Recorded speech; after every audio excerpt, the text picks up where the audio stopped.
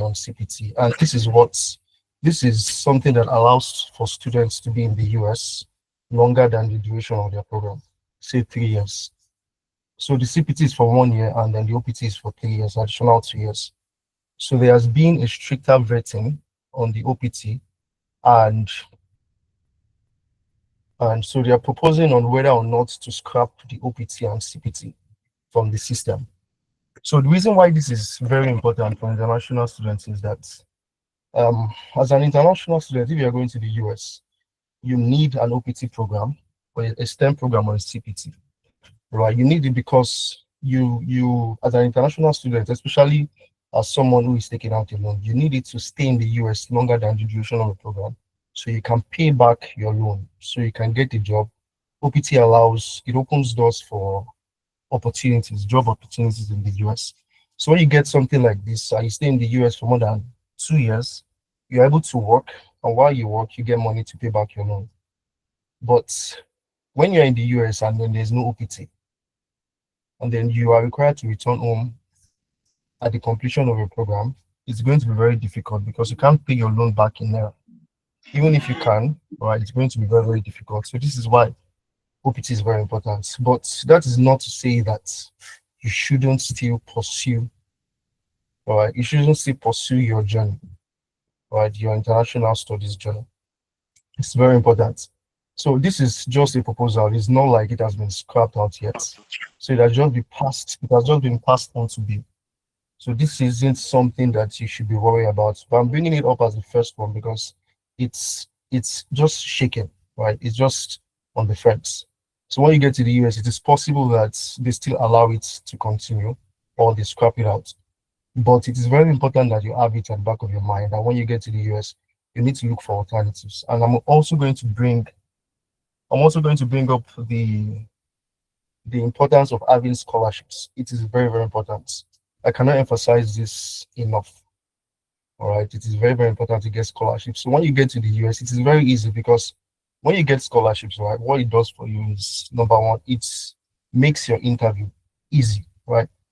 It makes your visa interview easy. And also when you get to the US, the opportunities that you can get. So if you are a scholar, right? If you're a scholar, awardee, they view you as someone who is on a high pedestal when you're there. So it's easier for you to get jobs. It's easier for you to connect with people, right? So that is for OPT. I'm just going to give an overview so I don't take much of your time. So the second one is H1B. I don't think majority of you here are familiar with the H1B. So H1B is for people who want to go to the US and then study after working, right? So for example, you finish working and then you get a job with a US company. The company can file for you. The company can file for you to get to get a job in the US. And when you're in the US and then they file for you, you can stay in the US longer. All right. You can stay in the US longer than the duration of your program. You can work in the US and then it can also lead you to easily apply for a green card. All right. That is very, very important. All right. Very, very important. So for the first one, I'm going to do a little bit of drawback, right? I'm talking about the scholarships. So um it's not like getting a scholarship, right? It's good to get a scholarship, but it's not like it's if you don't get a substantial amount of scholarship, it is the end of the world, right? We have quite a number of people who have gone to the embassies, who have gone to various embassies and also gotten their visas approved, right?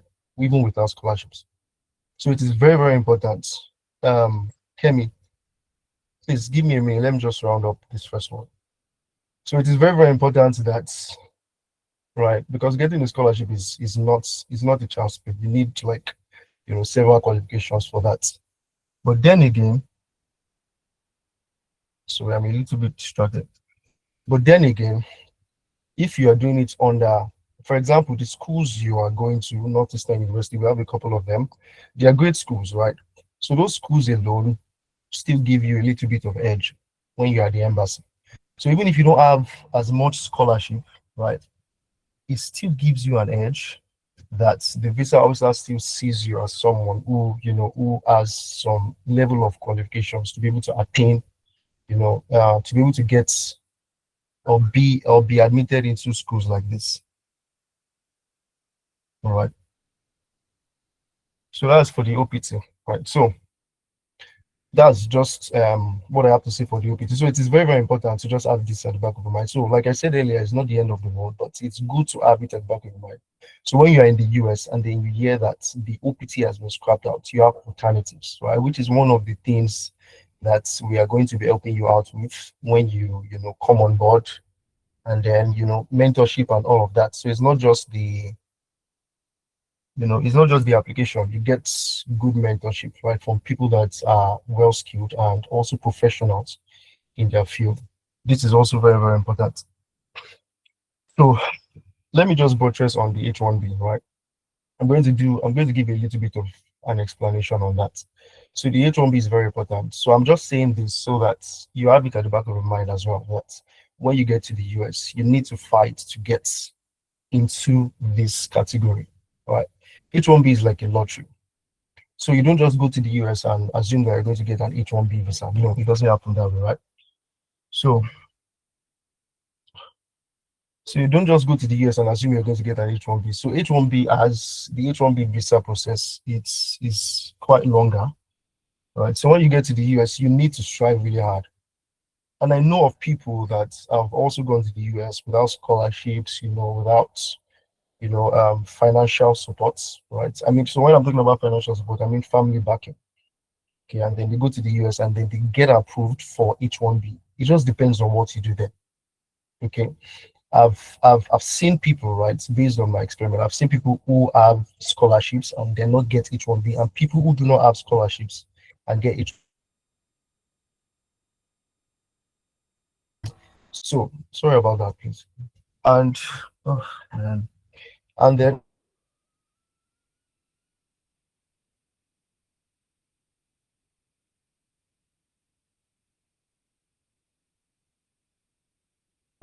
sorry, apologies. Yes, so I've seen people who have gone to the US and then without scholarships or without substantial amount of scholarships get an H1B approval, and people with scholarships don't get. So it all depends on your ability to connect with people when you get to the US, number one, which is very, very important. So I'm going to be, sifting a little bit of information that's and not in line with what I.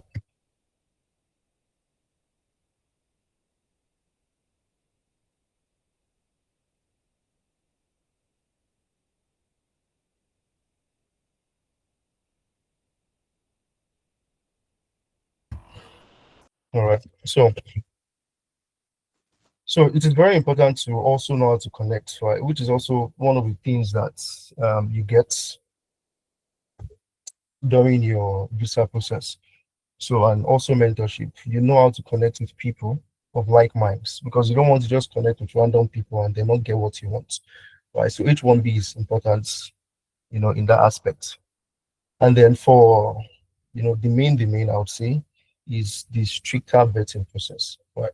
So based on the whole new immigration policy and all of that, right? There has been there has been so many vetting, at the embassy, and this is why it is causing delay in terms of visa appointments, because the visa officers, after they interview applicants, they need to go to the back room and then do some vetting, right? Social media, and all of that. So this takes time. So limited hands is causing the visa appointment slots not to open because they need to round up the vetting. All right. So it is very important that you go with the right story. I always tell people that I've mentored that there is a difference between what you think a visa officer wants to hear and what a visa officer actually wants to hear. So coming on board is you also knowing or practicing what a visa officer wants to hear. And this is an important phase because of the old policies, right? The new policies and all that. It is very, very important that you know what the visa officer wants. So you can go to the embassy and you're not well prepared or you're not well trained. and then you impute wrong information on DS-160, and that can cause a lifetime. So it can cause a lifetime issue for you because your DS-160, everything, is permanent in their record. So any mistake you make on your first DS-160 application is going to affect other applications.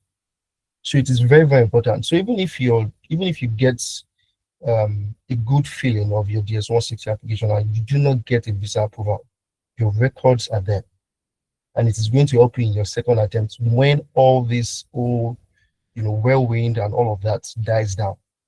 And then you go for another attempt, and then they view your first DS-160 application, and then they see that there are, no errors, little to no errors. It helps you.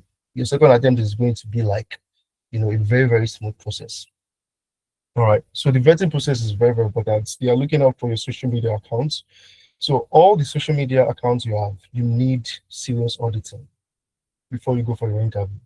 And you do not want to fall in a situation where you have 5 social media accounts and you are providing just 4 on your DS-160 because they can find out. And when they find out, it causes issues. All right. So you need to make sure that you remember all your DS-160, all your social media identifiers, be it LinkedIn. And LinkedIn is very, very important. And I'm sure Career Leap has hosted a session where LinkedIn, optimization and all of that was discussed. It is very, very important because you can't tell a visa officer that you're going to study in the US. Yes, Daniel, I can see you.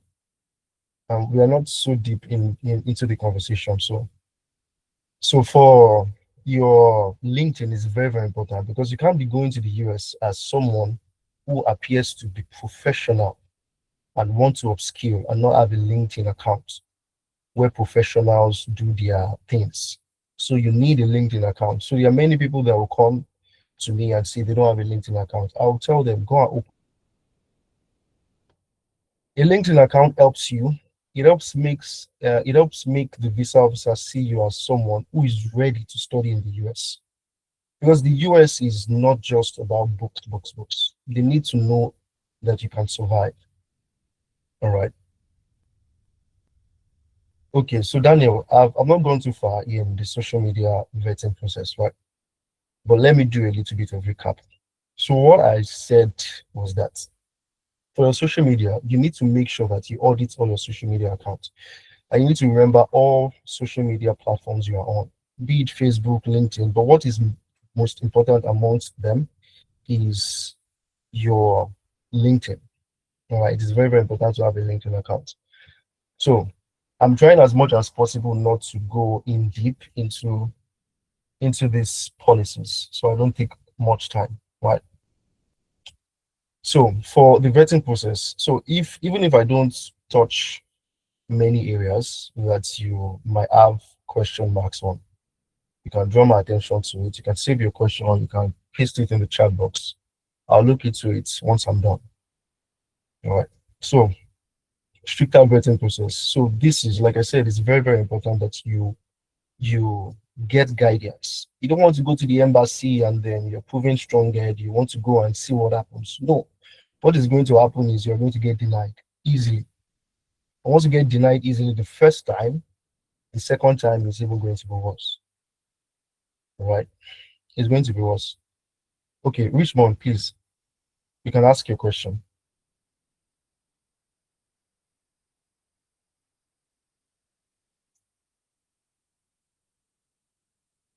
Okay, I think Richmond, if you're trying to speak, just want to drop his question pending when you're done with you want to yeah. All right. All right. So I'll look into that. Yes. Thank you. So for, like I said earlier, right? So the reason why I am really staying on this, the reason why I'm laying on this much is because this is the entire essence of the whole policy change. Because they need to find out if you are a threat to the United States. So if they assume that you're a threat to the United States, it's a big red flag. So social media vetting is very important, right? So, like I said earlier, it is what is causing delays in visa appointments, because the visa officers need to go to the back home and then do their vetting to make sure that they are making the right decision on each applicant, which is why it's very, very important. Have a LinkedIn account. and other social media accounts, remember them and vet or audit them. Make sure that your social media is clean. You don't want to be in a situation where a visa officer checks your Instagram account and they require you to make your account public and easily accessible. They don't want to be in a situation where they go to the back home and then they're trying to access your Instagram account and it's not accessible, it's not easy for them. They'll leave your application. Right, we're getting a lot of this, they'll leave your application. So you need to make it public. Whatever you have posted in the past, the internet doesn't forget. Whatever you have posted in the past, whatever thing you've done, you need to make sure you clear all those things. The chats you send, the comments you made, the likes, and all those things. You need to make sure that you audit and clear all of them. Okay, that will complicate your application at the embassy. So for green card, right, it is very important. So now is the right time, right? I've been telling people that now is the right time, even with the old policy and all that. Now is the right time for you to forge ahead because green cards are being issued faster, right? We've had recent stories or updates of people that have gotten their green cards faster than they would have in the past year, right? Faster than they would have in the past year.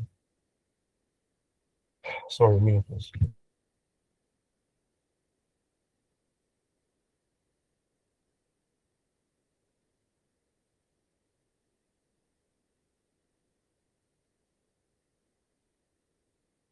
All right, sorry about that. So now is the right time, right? So green card issuance is becoming easier now, especially with the H1B and H1B too. And let me just tip this in, right? So for H1B, people that are getting their H1B approval faster are people that are going for high standard programs. For example, the programs that Career Leap is helping you apply to project management. So this is why it's also very important because you don't want to do an application yourself and then you don't know the program to go for, or you don't have the right hands to put in a very, very good application for, right? So programs like project management, data analytics, programs like this, they are STEM designated programs and also very high standard in the US. So if you're not applying with professionals like this, or you're not seeking guidance with professionals like this, you might apply for a program or a course that's, I mean, the visa officer might just look at it and be like, you're looking for a way to enter into the US and not study. Okay. So that's very, very important. So green card issuance is becoming faster. So this is the right time to forge ahead. You need to move your application. So even if you do not get dates for defer. So this is not the time to say, oh, since things are not going as planned now, let me just, it's fine. It's fine to be discouraged, right? Your worries and your concerns are very, very valid, but don't let them linger. Things are happening really fast inside the US. It just looks a bit rough outside because you're outside. But when you get into the US, you get so many things, so many opportunities there. Because now is the time that most people are getting discouraged and they're falling back. So the little people that are gaining access into the US are getting all of these opportunities easily because now there are limited people and then there are more opportunities. Right. So this is the right time to forge ahead, especially for your green card. So green cards usually take about 3 to 5 years to process before, but it's taking, within 1 year, 6 months, and then 2 years. So it's faster now. So this is the right time to forge ahead. All right. So also, like I said earlier, I understand that you are uncertain and you are anxious about the entire process. Right, it is very, very normal because of the policies that have been changing. It's very, very normal, and this is also causing AI tariffs, right? Because people go to the embassy, and then they are not themselves because of the stories they read. I always advise people: your story is unique. Don't go to the US, and I think there's a little bit of that. Chisom, please, can you mute? All right. So don't go to the embassy thinking, oh, because people have been denied, and then you go there. So what this does for you is it just disrupts your thought process. Because when you get to the embassy and you see people get denied, and you let it affect you, you let it influence your movements, or I mean, you just let it affect the atmosphere that you are under, right? There is no how your chances for an approval will be high, because the visa officers can see it, and it's very, very easy for them because they know how to do it very well. So don't say because people are getting denied, this is the norm. It is not the norm. It isn't. Okay. So you need to go there with your own unique story and then get your visa approved. People are still getting approved, right? Even in the midst of denials. So like I said earlier, it's very important to forge ahead now, so that, because we're also expecting more policies to come in. So if you don't do it as fast, right? So we have also heard that there are some policies that will be coming up later next year that will affect international students even more. So if you do not forge ahead for fall this year, or spring next year, or maybe summer next year, you might fall into this trap. Okay. So this is the right time to forge ahead. So you need to make sure that you stay very close with your managers and let them know that you really need to process this thing. Okay, so you can be part of the family of the people who will be going to the US as well. All right. And okay, so that is the overview. I believe I've touched some important areas, but if there are areas that you are still having concerns about, you can ask me questions. Just raise your hand and I'll be here to provide answers. Okay, just to for us to answer the first questions that came in the comment section. Richmond Michael is asking, I just want to drop this question, yes, so I don't forget it later. For social media account, for instance, I had a Facebook account and I opened in 2009, but it was hacked in 2002. All efforts to recover the account proved abortive. So I had to open another Facebook account. So when listing my social media account in my DS160, should I still list the account that was hacked? And that is question from Richmond. All right, Richmond, very valid question. Yes, so you list the recent accounts, okay, the one that they can have access to. So they will not go online and then check, as long as you provided Facebook to them. So they will not go online and then check.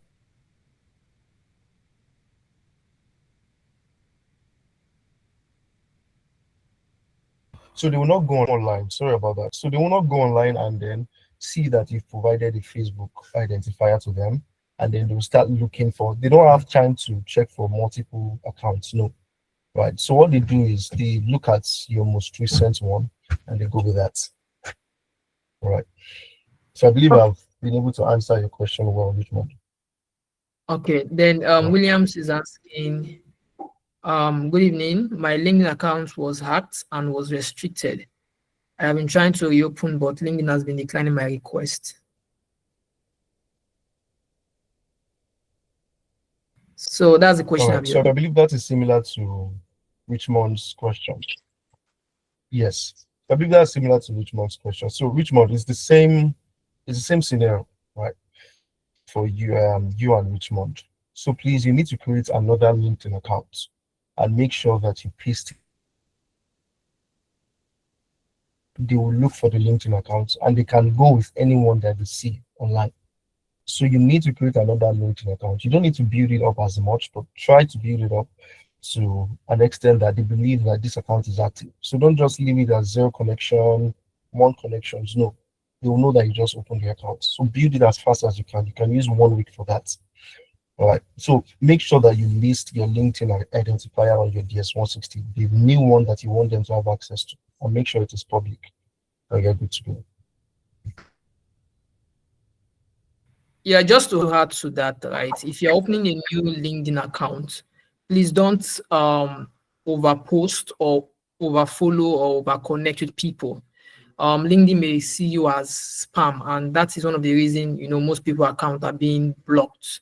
So what you want to do is, once you open a LinkedIn account, you can decide to connect to maybe 3 to 4 people per day, then posts, say, twice or thrice in a week until the account is now have a much longer stay online before you can now start posting more and connecting to people more. But if you just open your account and started like connecting to a lot of people immediately, that may LinkedIn may see you as a spam and may want to block your account or restrict your account. So Israel, you can unmute your mic and answer a question, Israel.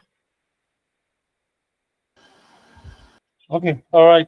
Good evening, Bjorn. I want to appreciate and thank you for the explanation you've given us so far. Yeah, I think my question is in three parts. Number one, concerning visa interview. Yeah, I've actually applied for F1 visa. I think a couple of years back, I think like 3 years back, if I can recollect. Yeah, and I was denied. Yeah, so but then I didn't even bother to know the reason for the denial and all that. Yeah, so I'm going in for the second time now. So if I actually wanted to find out the reasons why that first attempt was actually denied, how do I go about it? Just for me to have some information to be able to make an informed decision when I'm going for the second interview. Yeah, so because I mean, essentially, I think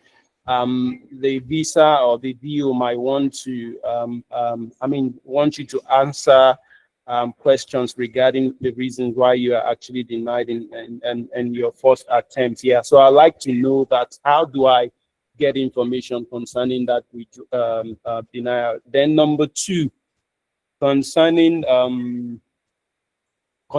the social media dating. Yeah, so I'd like to know what are some of the comments that you might make on social media that that might affect your visa process. Yeah, so are there comments or are there statements or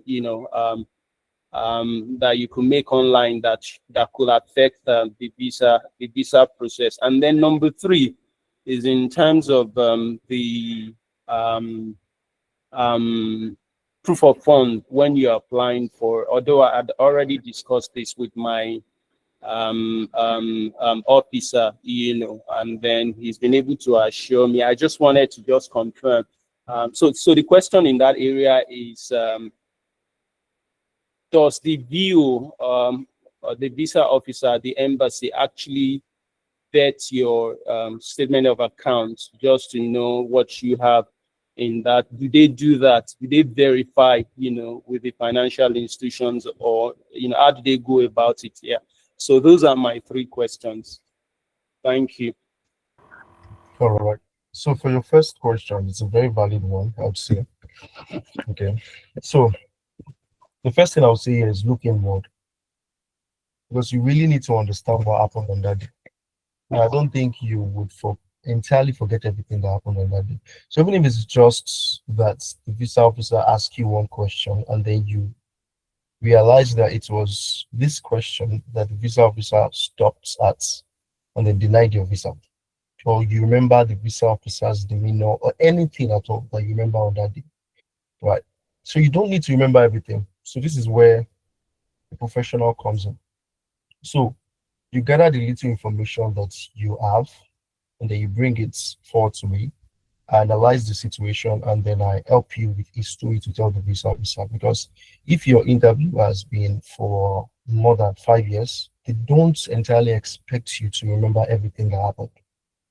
Okay, but there is a story that always works for people, right? So when you go to the embassy and you tell the visa officer this story, they believe you more than just saying something that did not happen that day. All right. So that is for that. So, like I said earlier, the first thing I say is look inward, get as much information as you can remember on that day, and then bring it forward to me to analyze. After analyzing the situation, I can now give you a very good story to work on. Then the second one is, we spoke about the kind of comments to make on that you'd have made on the internet and things like that, right? So when it comes to things like this, anything that seems like a threat to the US, for example, you say that when you get to the US someday, you are going to drop a bomb somewhere. Or when you get to the US someday, you are going to enter into their system, you're going to hack their system. Or when you get to the US someday, because of what white people have done to black people, you want to revenge. Okay, and they want to do this. They can get all this information however they can. Okay. Or something like when I get to the US, so maybe you made a comment or you send a message to someone, especially via WhatsApp, that when I get to the US, I'm not coming back. I promise I'm not coming back. Nigeria is a useless country. Things like this they find very offensive. Okay. So they can see things like this, that you're not returning to Nigeria, you're not doing this, or you're going to serve as a threat to the US, and they can find information like this very offensive. So if you think or you remember anything that you must have posted in the past or sent to someone in the past, audit and clear all of them. So your application does not face serious scrutiny. Okay. Then the third one is your proof of funds. The proof of funds, the visa officers don't have the time because they believe that 80% of applicants that are coming to them to speak line. And that's the truth. They know all these things. So they don't want to take their time, then collect a proof of fund and then go through it. And then it's like stress to them when they know it's fake because they have the statistics. People can't just keep coming to them and telling them that, oh, my father owns this, my father is a wealthy person. How many people in Nigeria? And then the country is still as it is. So they know all these things. So they don't want to. And as a matter of fact, there's been situations where the consular general has spoken to them that do not collect because the visa officers will.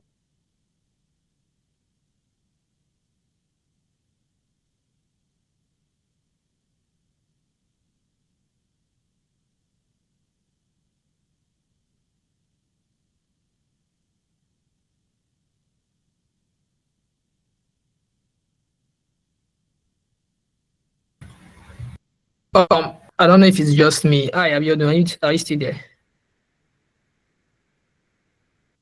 Okay, I guess it is network. All right, sorry yeah. about that. I'm receiving so many calls right now. Sorry. So when it comes to your proof of funds, okay, so let me just draw back a little bit. So, and he said he was passing through Lagos one time and then he saw some boys under the bridge or something, and they were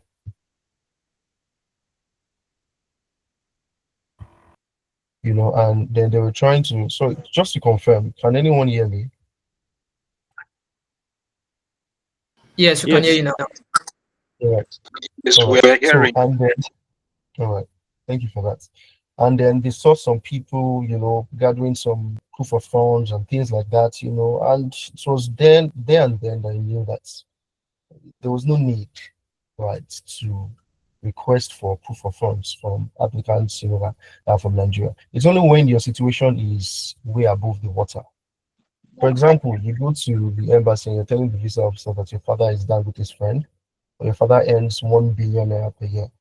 Now they know you are really lying to them. So they don't talk about what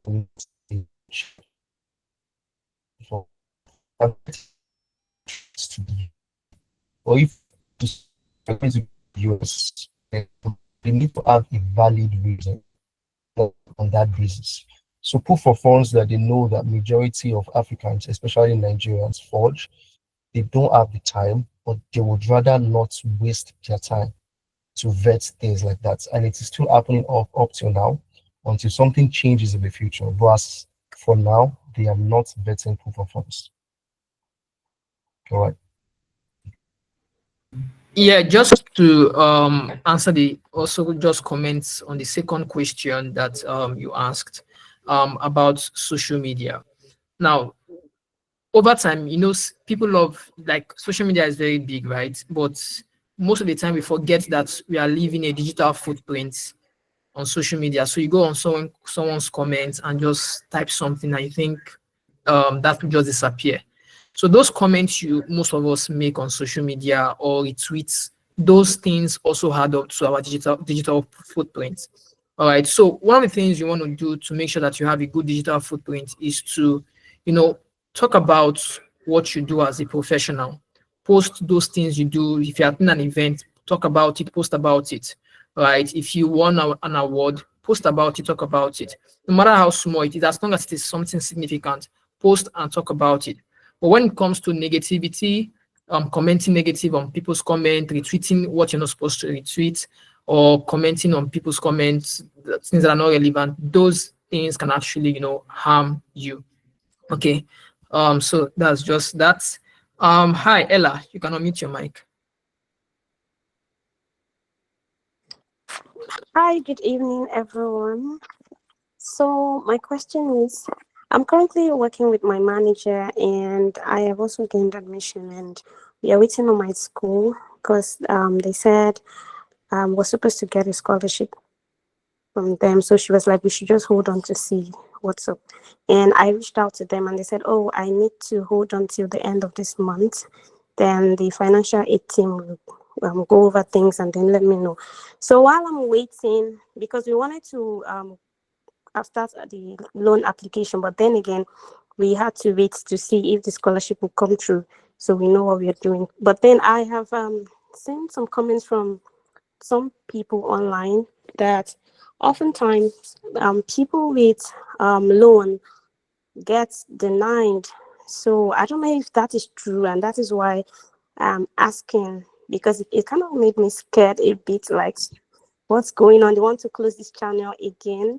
So they were like, if you're already coming in with a loan, it's more like a dent. So I don't know how true that is. So that's just what I want clarity on. Thank you. Okay, just to sorry, Abiodun, let me just throw a little light on that. Then I'll give you to speak. So practically all our candidates that have traveled actually went through loan, but the way it was done was different. So we understand that when a visa officer, of course, see that in your I-20 it is showing loan on it, they tend to believe that you may not come back to your home country, because of course you're going to be paying back in dollars. So for you to avoid that, what we actually do the first instance when you're getting your I-20 is to ensure you use personal fund instead of the loan the loan documents to get your I-20, so it doesn't show loan in your I-20. So once you've been approved of your visa, then you can now request for an updated I-20 using the loan document itself. So this is what practically all our candidates that have traveled have done, and it is a very seamless and straightforward process. Abiodun, yeah. Oh yes, Ella. So I believe your question has been answered. Yes, and I feel relieved now. All right. All right.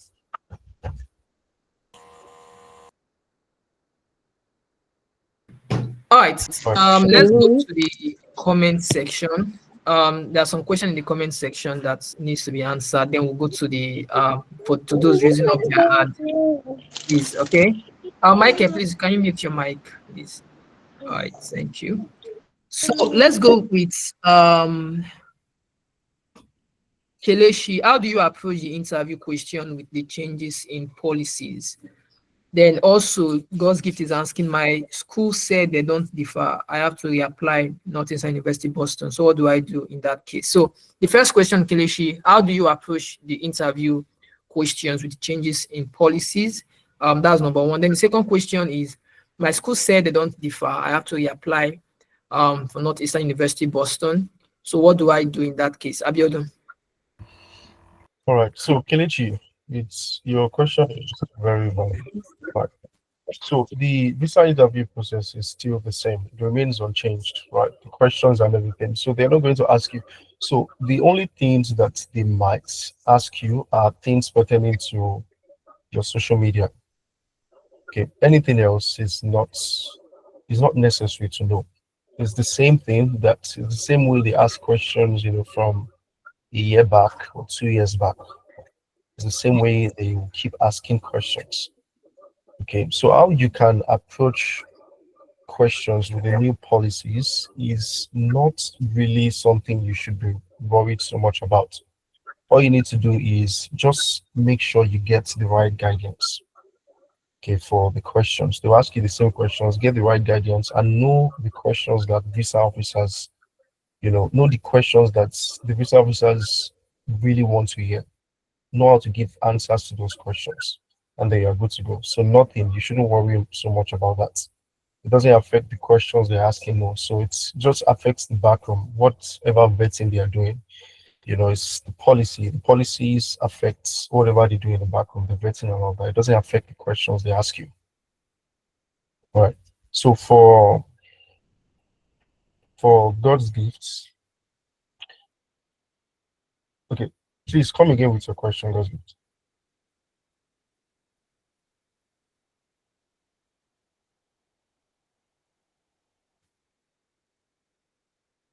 So can anyone hear me? I can hear you.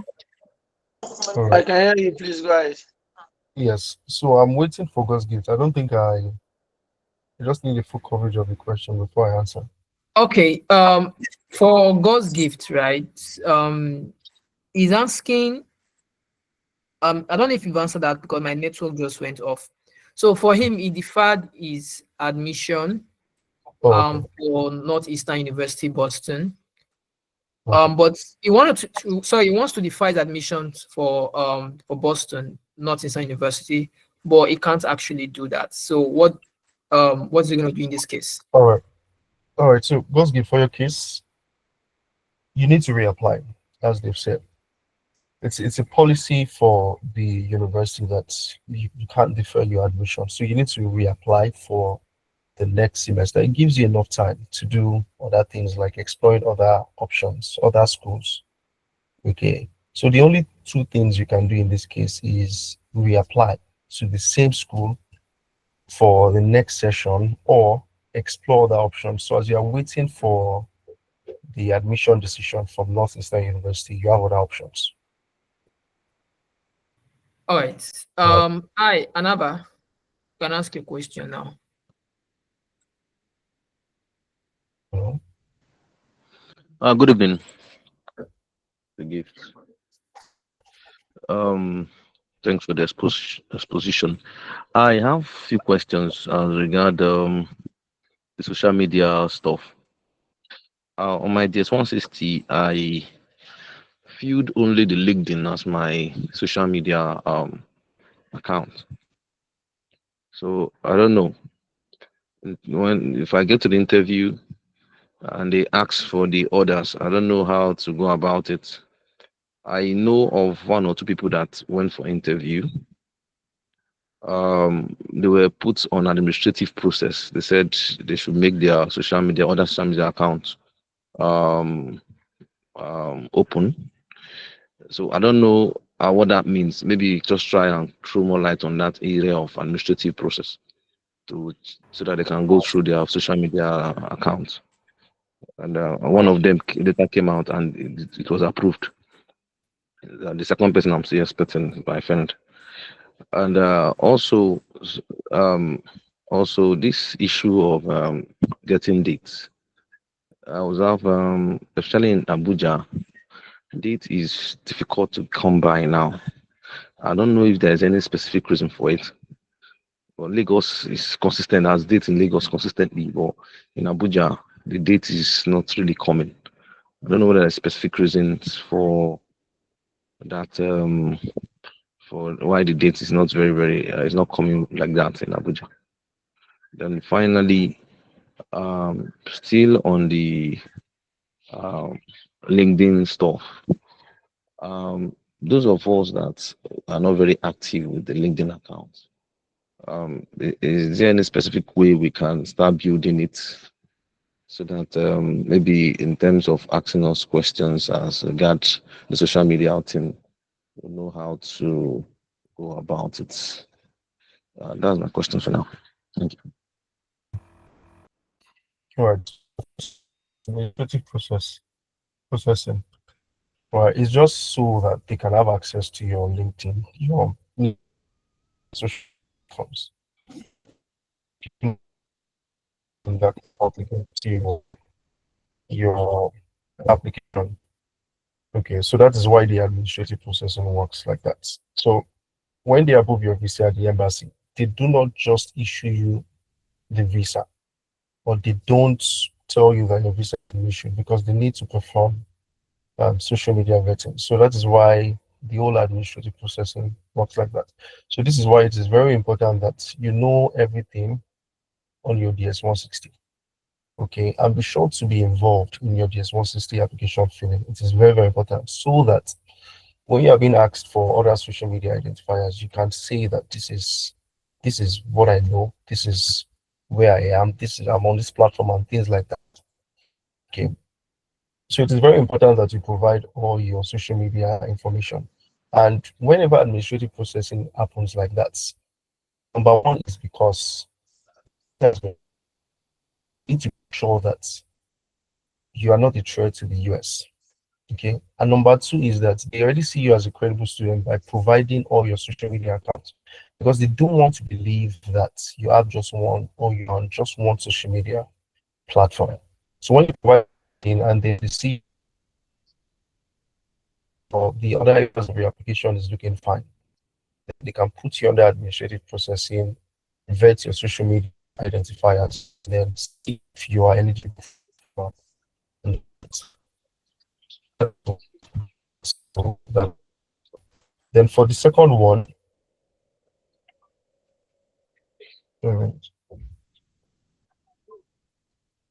Okay, sorry, I wanted to throw more light on so something. What of in my DS-160 is just one social media account like the LinkedIn I put there in my DS-160? What if that's the only one I feel there? So how do I they ask me about, and I have Facebook and I have Instagram. So what do I do as regard that? Since it's yes, only so when just it comes one. to that, yes, so when it comes to that, you tell them that you tell the visa officer that you did not know that the other social media accounts were on the other social media platforms were relevant to your case, and that's it. Okay. All right. So when you tell them that, they would either give you a slip with an email address, and they'll tell you to provide those other social media accounts you have to them. Send it to them, Okay.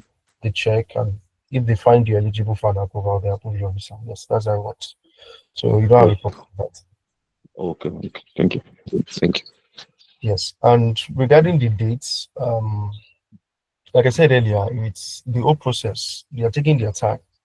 They don't want a situation where they release dates and people appear for their interviews and they are limited hands or they are limited manpower. There are some people that are working at the back room, and then applicants are waiting to be interviewed. They don't want that situation. So that is why they are limiting interview slots. So the moment a batch of applicants have undergone the social media vetting, right, and then they see that there is enough time to interview other people, they release the dates. But then they go back to the back room, analyze and see if they have so many social media vetting to do. And once they see, or when they see that they have a lot to do, they restrict those slots again. So that is why it has been like this. Oh, okay. Okay. Okay. Thank you. All right, thank you so much, Anaba.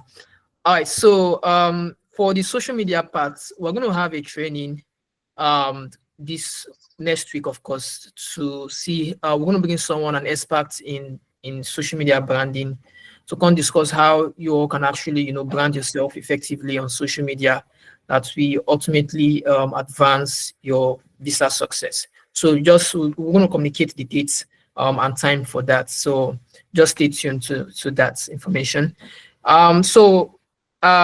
Patrick Bayodele, you can ask a question, sir. Okay, good evening, everyone. Can you hear me? Very Yes.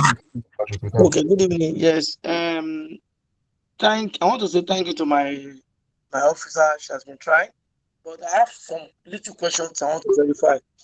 I'm working, and my organizations are ready to give me a letter of study leave. I said I'm going to ask these questions.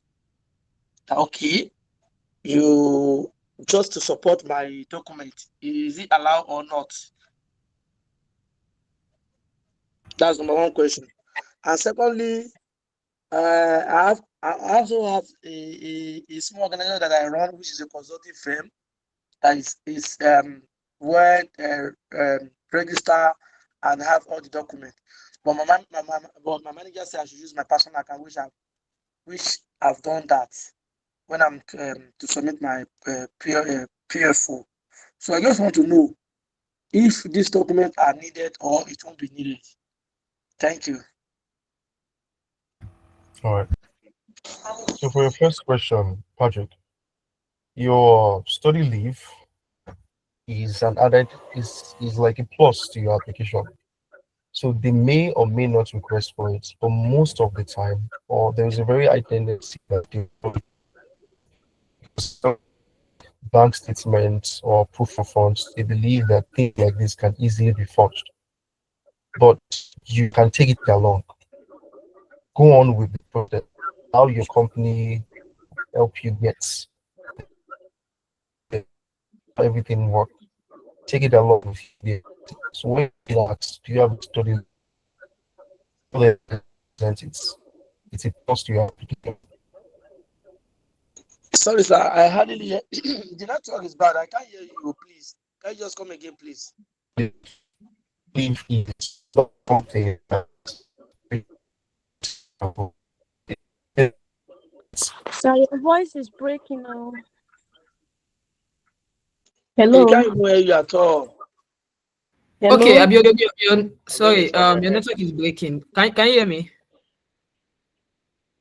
hear me now? Okay, Yeah, I can hear you. yeah. Okay, Abiodun, are you good now? Okay. Yes, I am. Oh, cool, awesome. So what I'm saying is your study leave is not something that reduces your chances. Okay. I have a question. Good evening. Yes, good evening. So it's Yeah, not something thank you that's so far for bringing clarity to the whole visa.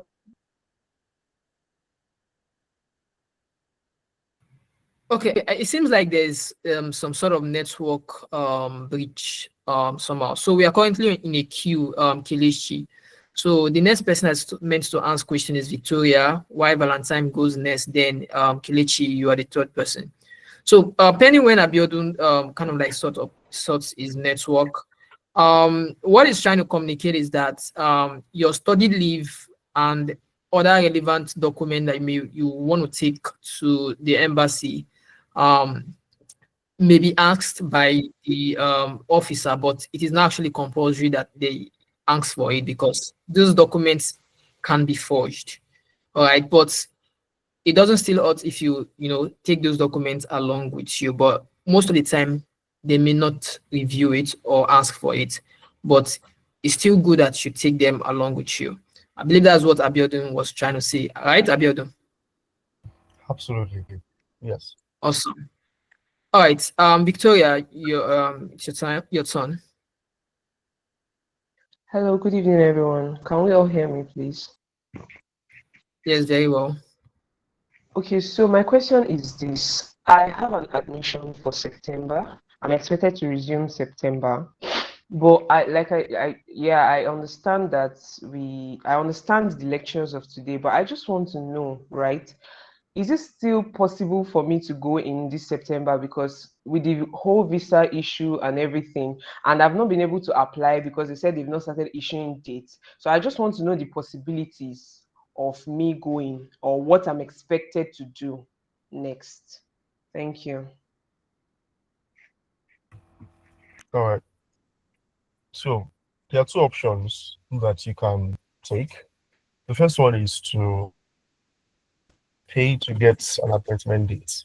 Okay, so there are professionals that do that. They can help you get dates, and then you are still able to attend your program this fall. But the best advice I give, or I've been given recently, is just defer your admission. It gives you more time to prepare for the next session. And number two, it just allows you feel stable, so you are not in a rush. Okay, so defer to the next session and also explore other universities as you do that. Right, and just wait and get an appointment date, days or weeks before your resumption dates. So that is the best thing to do.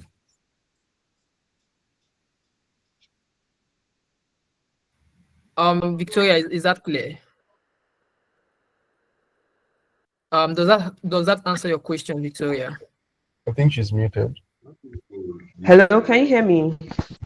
Yes, it Yes, does. yes. But now, if you say I should to the next section, I'm sure the next section will be January, right? So what's the possibility that there will be something done for the visa application and all? Sorry, Tommy, What do you mean by what if there's something done with the visa application, or do you mean the policy? Yes, the policy, exactly. No, so the policies that have been brought up remains unchanged, right? And it will just be like that for time. So deferring your admission to spring is not going to hurt you in any way. It's hurt you in any way. It gives, and approvals come mostly when you attend your interview days, weeks, or months before your resumption date. Because now the visa officers do not see you as someone that their spirit. Okay, so this is why deferring is recommended. Okay, thank you very much. So if I want to defer my admission, how do I, or what do I do? How do I defer it? To your university, but I would say that you should give your manager the notice or the responsibility to do it for you. Okay then. All right. Thank you very much. You're welcome. All right, thank you very much.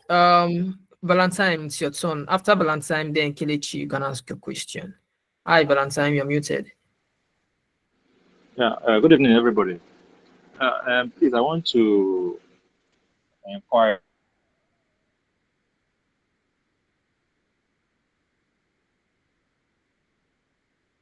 Yeah, around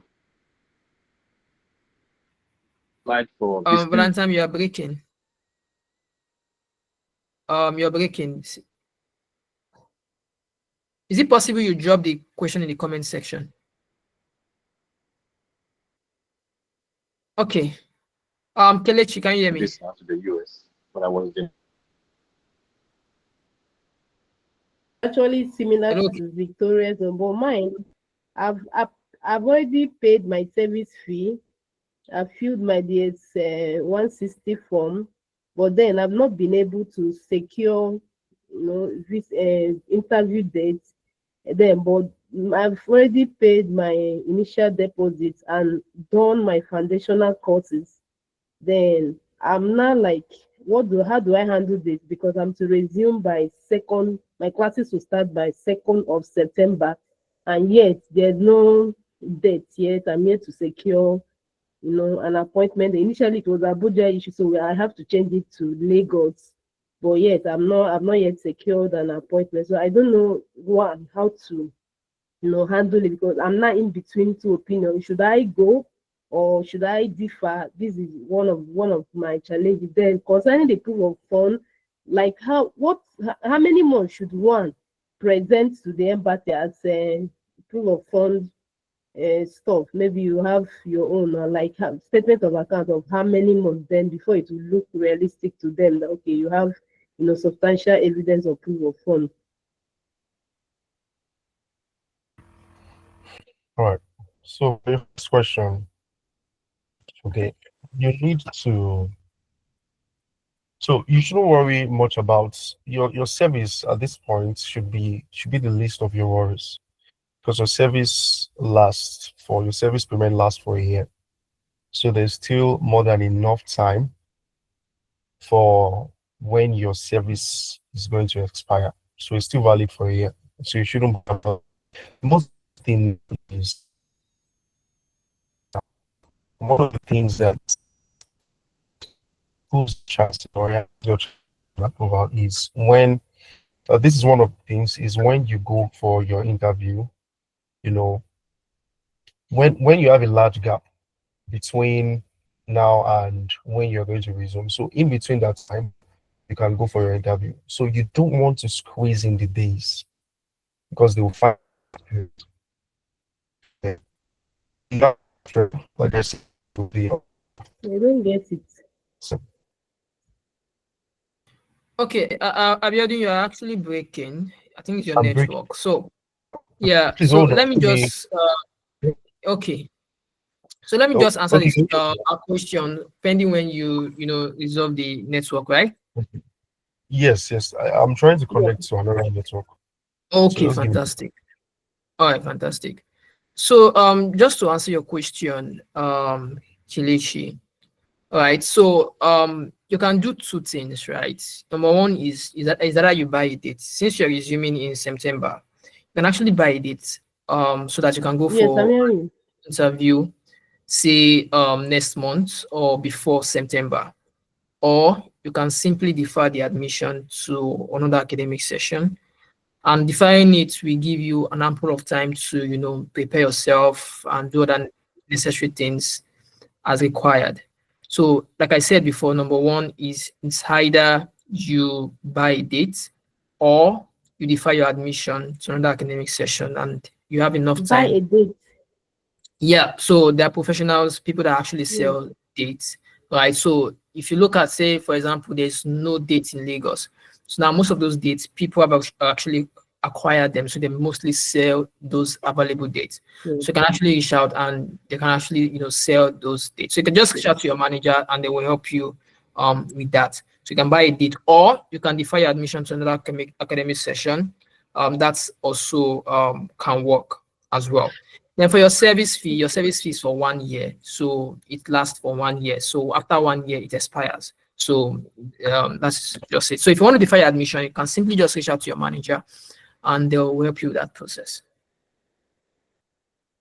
I don't know if that answers your question, Kelechi.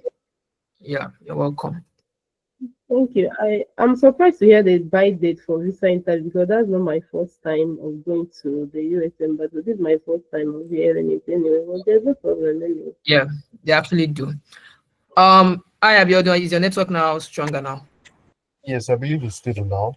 I just want to Okay, confirm cool. to be sure. Yes, I can hear you very well. All right. Hi, Shola. Victoria, have you answered your question? All right. Okay, I think we have. Okay, Shola, you can go on, please. All right, good evening, and thank you so much for all the explanation so far. Okay, my question is similar to that of Victoria, but just want to confirm based on what a particular lady asked the other time, and it's about the Northeastern University. I just got admitted this month, and I'm to resume September, but it's very obvious that there is no how I'll be able to meet up with all the visa processes and the likes. And she just said that she tried to defer her own admission and she was told that they don't do that.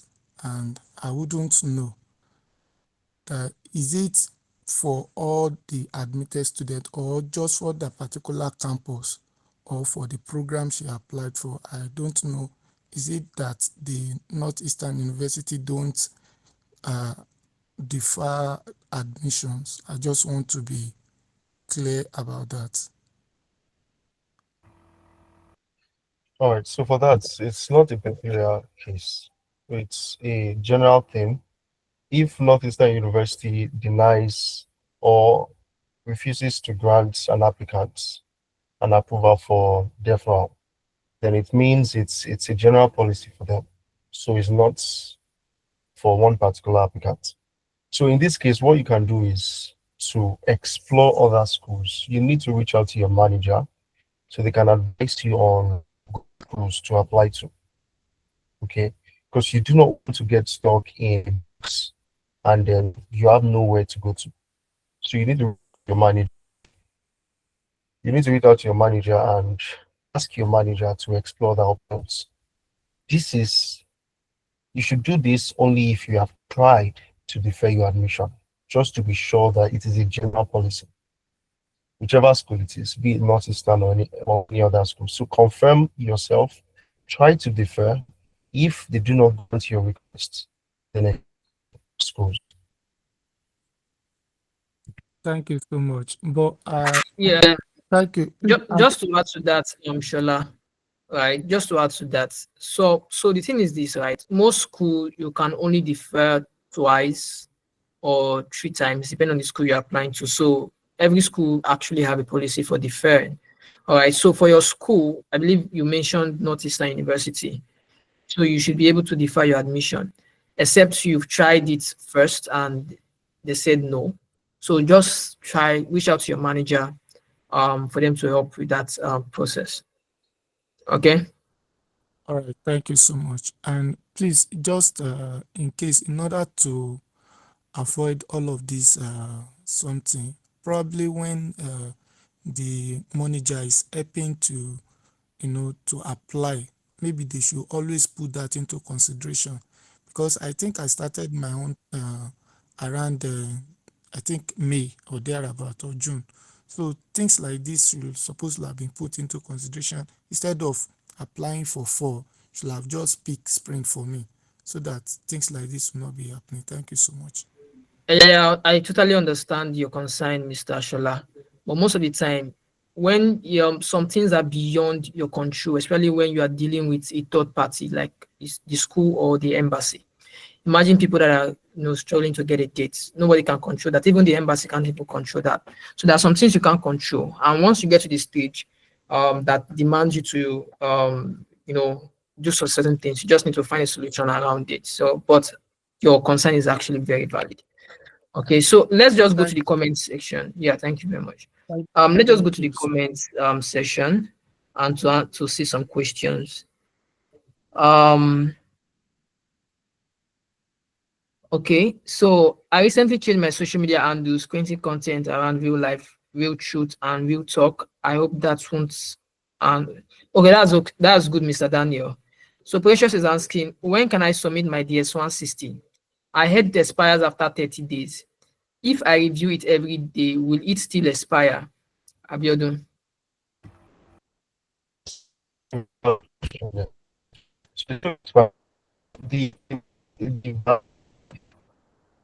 When you begin the application, after 30 days, of how many times you decide to check your application, it still expires. And the recommended time to submit your DS-160 is 2 weeks, at least 2 weeks before your interview. It's a new policy. It wasn't like that, but the new policy requires that you submit your DS-160 2 weeks before your interview date. So it is very, very important. All right, thank you. So also reviewing your DS-160 every day doesn't mean it's going to expire. Just try as much as possible to make sure that you submit it at least 2 weeks before your main interview date, based on the new policy for that. Then Siroma is asking, are we to provide our proof of funds, or is it the career lead that offers the service? Yeah, we also offer that service for proof of fund. For you to get your I-20, yeah, you can also use proof of fund to get your I-20 and all. So for the proof of fund part, right, like we've been saying earlier on, you don't need to take that to your visa. You can take that to your visa interview, but most of the time you don't really ask for that, so it is not really a major concern now. All right, so the key thing is to just make sure you can speak very well. You attend our mock session that will practically prepare you before you go for your visa interview. Right. So Rachel is asking, please, I would like clarification on this for the information system, data analytics, project management. Are there courses that are actually in demand over there in the United States? Yes. Anything that is under STEM, science, tech, engineering, mathematics, they are all STEM, and data analytics, project management, information system are all STEM courses. This also applies to Canada as well, right? Project management is also a commercially relevant course. We have candidates that are currently studying project management in Canada, all right? and it's not a waste of time. Rachel, it's not a waste of time. Moving on. If someone is applying now, when is the actual time you will go for interview? We can't really say that when you should go for an interview if you're applying now, because of based on what we have been saying since getting interview dates, there are lots of back and forth behind that. But definitely, looking at all the options we provided, is that you defer your admission or you buy a date that can actually work for you. The recording of the session is also going to be available. Motorayo is asking, in a situation where you deferred your admission once, secure interview date, and your school resumption date is 15th September, 25th, and you arrived at embassy for your interview scheduled, and you were denied due to the S1 confirmation page that you printed out not up to 14 days. Your question is not cleared. So you try scheduling and give me. Your question is not cleared, Motorayo. Maybe you may want to unmute your mic and ask that particular question. All right, Tejiri, you can unmute your mic and ask a question. Good evening, Mr. Francis and Mr. Biodun. Okay, so I was having issued my LinkedIn account. I was restricted, but I've been able to do it. But then, my Victoria, which is my personal manager, helped me to open the LinkedIn account. I think that was last year. And I've not been able to actually access my LinkedIn account. In fact, I've not posted anything. So I don't know, my question is, my interview is next month, this is August. I'm in Abuja. Now, since I've not posted anything or I've not connected to people who are professionals, would that have any application, would that have any implication rather on my visa interview? And then by the S160 form, there were other social media accounts that I did not have. Okay. That's my question. Abiodun, you want to answer that? Okay, yes.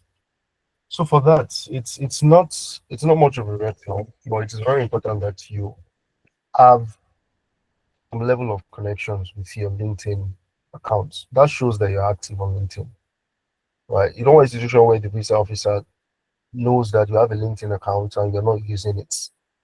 It will show to them that you are desperate for the visa approval, and that is why you just, quickly created an account, just so they can see that you have a LinkedIn. No, it's not good.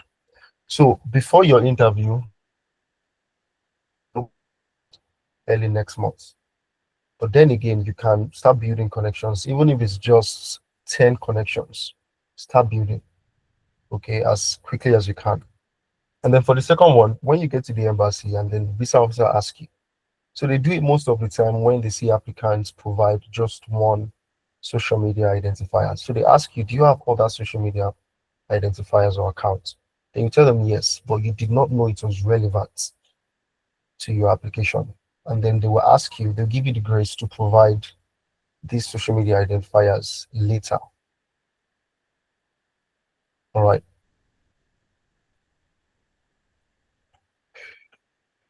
Okay. Thank you for that, Abiodun.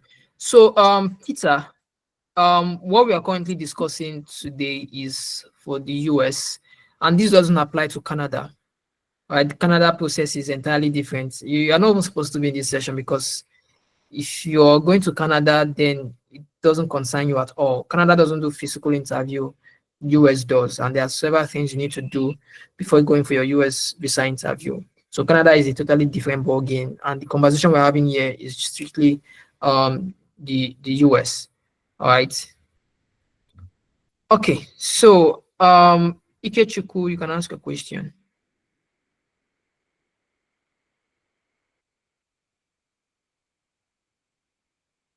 You're muted. Good evening, all. Good evening, Mr. Biodun. Good evening, all. Yes, my question is, I don't want to be seen as desperate if I have the opportunity of buying a date in Abuja, because I've not been able to secure an appointment date yet, and I'm supposed to resume. So I don't think I got your 21st question. of next month. Come again, please. Okay. I said, will I not be seen as being desperate if I ask or buy a date, an appointment date, because I've not been able to secure a date, and I'm supposed to resume August 21st in my school at University of South Dakota, but I've not been able to get an appointment date in Abuja. Will I not be seen as being desperate if I go ahead and secure it and pay for a date by professionals to help me secure one for my interview? All right. So it depends. It depends. So not everyone is seen as desperate. But how it works is that if your interview date is just a couple of days, okay, if your resumption date is just a couple of days and you're going for your interview few days before your resumption dates, you appear desperate to them. That's how it works. But not entirely desperate. It just depends on how you be. And this is why the professionals behind getting a date. So you don't want to meet just anybody to get you a date, because it gets dates based on how they see the dates, or based on just reflex. So the professionals handling your dates reservation with CareerLeap don't do that. They take their time to find the most suitable day for you to attend your interview, so your chances for an approval get increased. There are so many things that happen in the embassy. There are days where there are more approvals than denials, and there are days where there are more denials than approvals. So if you're getting the dates outside of CareerLeap, you are not sure of when your interview date is going to be. It could be when there are more denials than approvals. It could be when, it might just be luck. But when you are getting your date with CareerLeap, then the desperation aspect shouldn't be much of a problem for you, because there are days where the embassy is very late.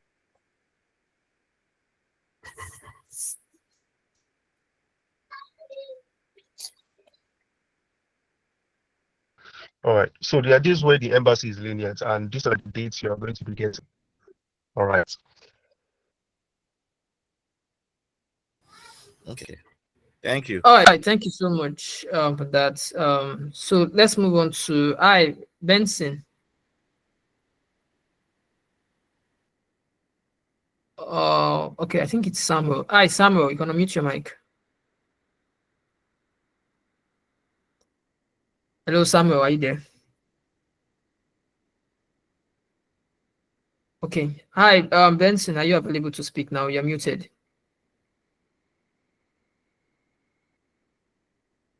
All right, so let's just go to the comment section. There's some question in the comment section. My question is, for those who are still serving in NYSC but still applying for this US student visa, what are they supposed to do? Those still applying who are still serving the NYSC. Well, you need to finish your NYSC. So you want to imagine you are approved that you need to travel the following months. Does that mean you're going to drop your PPA or drop whatever you're doing to start your process to the study? So what you can simply do is this, right? I would advise that while you are in your process of studying abroad, try as much as possible to round up your PPA or your NYSC. Then you start your process in terms of traveling. I think that will actually help. I don't know, Abiodun, do you have any advice for this? She's currently doing her Yes. NYSC, and yeah. Yes, absolutely. Yes. So for this, you just need to plan ahead. So you can't abandon your service. Okay, so just plan ahead, be very patient, plan for the schools you want to apply to, and then when you're done with your NYSC, I believe it's just 1 year. When you're done with that, then you can move on with your application. Okay, someone is asking that I wasn't allowed to do my interview at the embassy on the 3rd of June because the barcode on the S160 doesn't match with the appointment slip. What next, Abiodun? All right. Yes. So it is very important. It's also it has always been the policy, but it's a more stricter policy now that your barcode on your DS160, is in tandem with what you have on your appointment slip. So if you don't have it that way and you are being sent back, you have to reapply. And most of the time when it happens like that, they give you the grace of not paying another fee most of the time.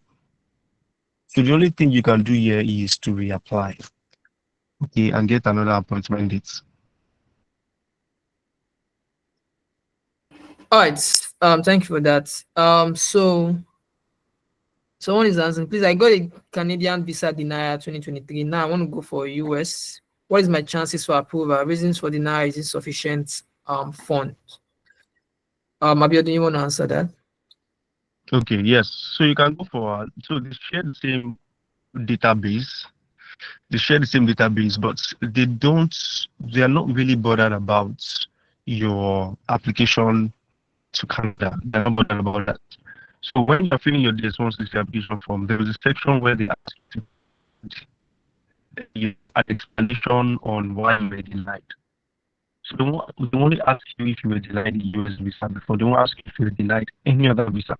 So what happened in your past application with Canada does not interfere with your US application. So what you have to do is, as you were denied due to financial constraints and all of that for your Canadian application, you need to move hand in hand with your manager. Okay, the US is not like that. They don't vet proof of funds like Canada does. They don't do that. So what if they rely solely on your verbal presentations?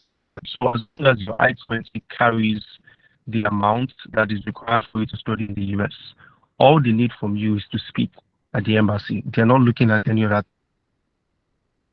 thing.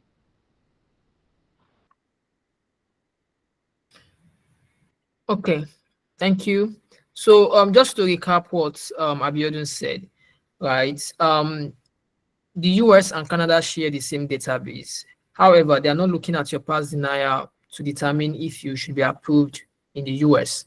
So your chances of getting approval depends on how you're able to like effectively communicate why you want to study in the US. Remember that the US you do physical interview, while Canada you don't. All right, so it depends on how you actually communicate that. And also your DS-160, there's a section where you get to like, they will ask you if you have been denied visa before. You, of course, need to state that. You don't want to lie about that because, of course, they have the same database. So your chances of getting approval is how prepared you are, how prepared in terms of how you speak, how you communicate your concerns and all those good stuff for that. Then I think someone have answered Abdul Wahab's question in the comment section. So, Samuel, are you available to speak now? Yes, I am. Sorry for that. Good evening. Good evening, Can sir. you hear me? Yeah, good evening. Thank you. Thank you for this wonderful brief that you are giving to us. Please, I have a few questions to ask. I want to know when January admission is beginning and when it is ending. That is number one. Somebody that is preparing for January, when it is the person supposed to start application. Number two, I want to know whether your organization, Career Leap, also partners with public schools in the US. That's the second one. And if that is true, are we supposed to apply to public schools, that's government-owned universities? And that's my question. These are the two questions I have for now. Thank you. All right. So for your first question, Sorry, right? please. There's this one. I don't have LinkedIn account. If I open it now, what's the duration of time that I'm supposed to operate it before my visa interviews? Thank you. Yes. Okay, so I will answer that last. So for your first one is, there are so many schools in the US, right? And when application opens or starts, depends on the school. But the schools that Career Leap is helping you apply to are schools that run on a rolling basis, right? So the admission process happens on a rolling basis. So when the first or the best time to apply to schools like this is now. Okay. The application portals have been open for a very long time. So the best time to apply is now. And when it becomes late is 1 week before the resumption date. So the admission happens on a rolling basis. Okay. So for your second one so I come again with the second one. I got distracted a little bit.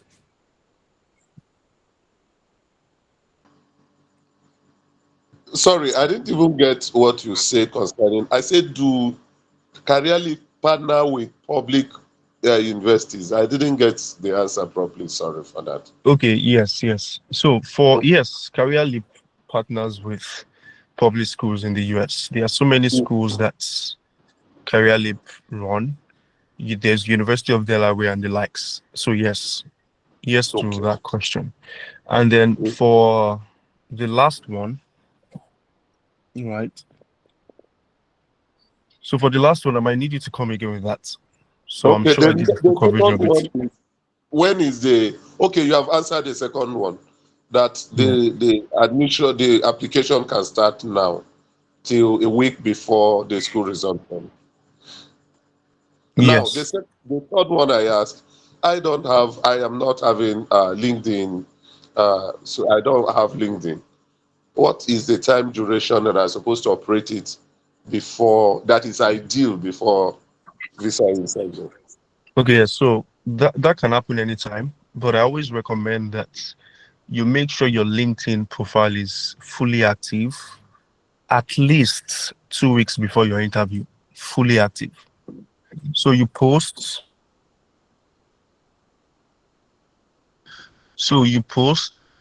connect, and you do so many things on LinkedIn before your interview. It is recommended that your LinkedIn account displays activity. All right. Now, sorry, for the last one, it has been bothering me.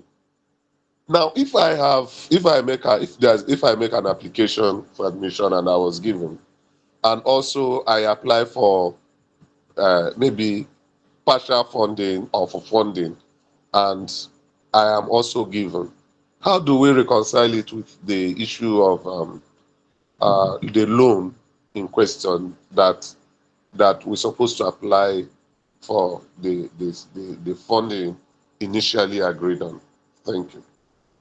All right. Very good question. So for that loan, your loan application happens at the start of your school application, but it does not entirely interfere with your visa interview. So your entire visa interview, when you are doing your entire visa interview application and all of that, you are not including anything that has to do with loan to it. It's until after your visa is approved, then you can now reach out to your school for them to update loan. But before your visa interview, the loan has nothing to do with your application. I hope that answers the question. Answered it partially. What I said is that, for example, now we apply for school, or admission has been given, and we also apply for funding from the school, partial funding, and the school may have granted an individual partial funding. So how do we reconcile it with the loan that is coming from Career Leads? All right. So let me be sure that I'm getting your question correctly. Okay. So for instance, just give an hypothetical situation. You apply to a school and then you are hoping to get funding from the school, and then you apply for, let's say, a loan of $50,000. And then along the line, you get this partial scholarship of $25,000. You have a pending loan application of $50,000. Okay, let me know if I'm on track. You're on track. You have a pending. All right. you have a pending loan application of 50,000 US dollars, and then along the line, you receive a partial scholarship of $25,000. What you're trying to know is if you can reduce the amount of the loan. That is the truth. All right. Yes, so that is not the problem. You apply for a $50,000 US dollars loan from Empower or any other loan agency. Okay.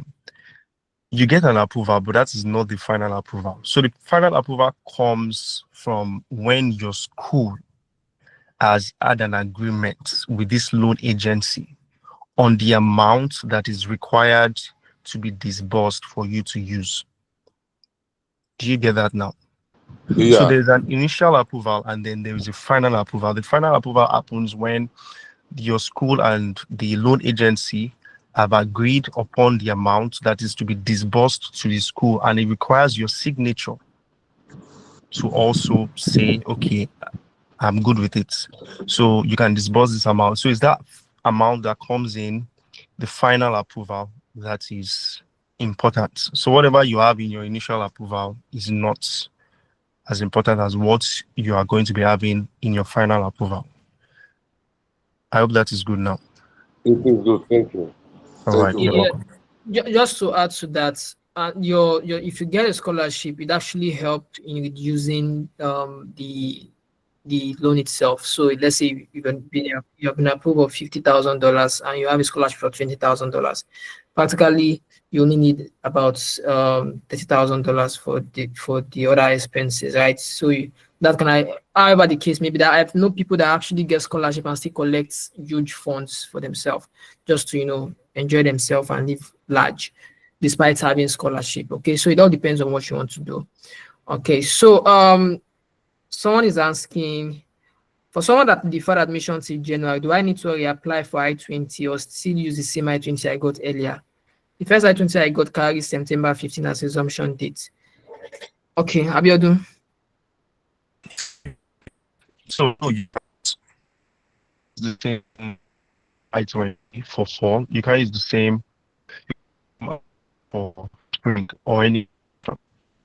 It's for fall. There's a reason why your I-20 for different sessions. So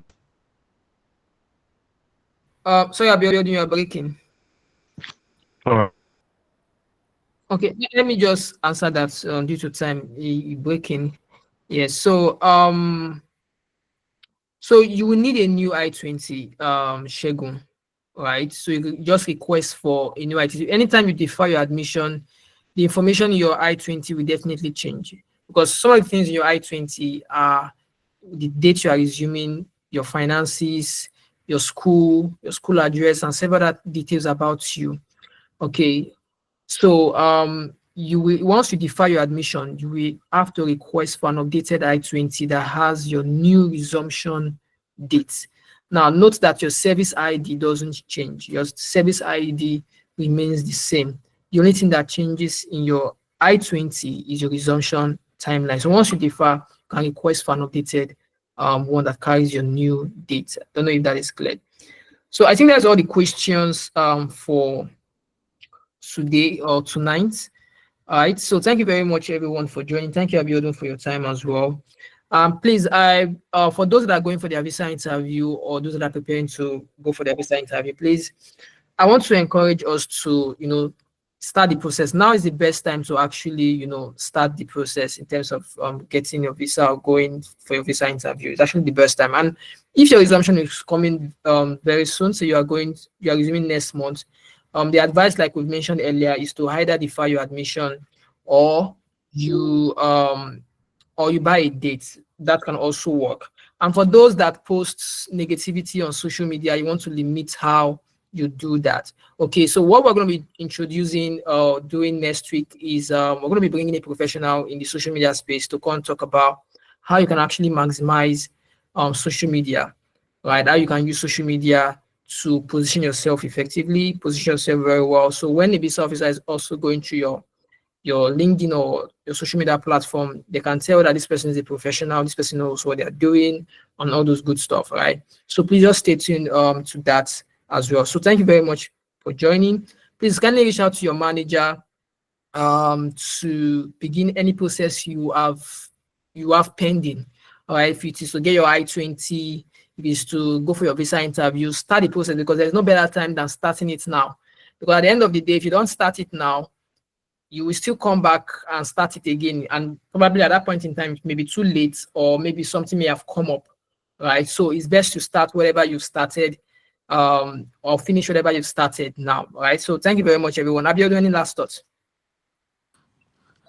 All right. So there is also something I omitted when I was talking about the policies, and it is that when you get your visa, there is a 3 months validity placed on it. Right. So you get your visa now, you have to make sure that you are in the US 3 months before, or 3 months into your resumption, or no, 3 months, after you've gotten your visa approved. So take, for example, you get your visa approved in January, you need to be in the US in March. Okay. Which is why it's also very important that, you try as much as you can to attend your interview on time, in time for your resumption.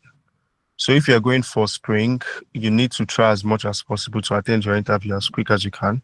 So after 3 months that your visa has been approved, you need to reapply for another. You need to apply for another visa. So that is something that is very important to talk about. And please, like God's Gift has said, or as God's Gift said, you need to that you try as much as possible to put your mind to it. Yeah. And so many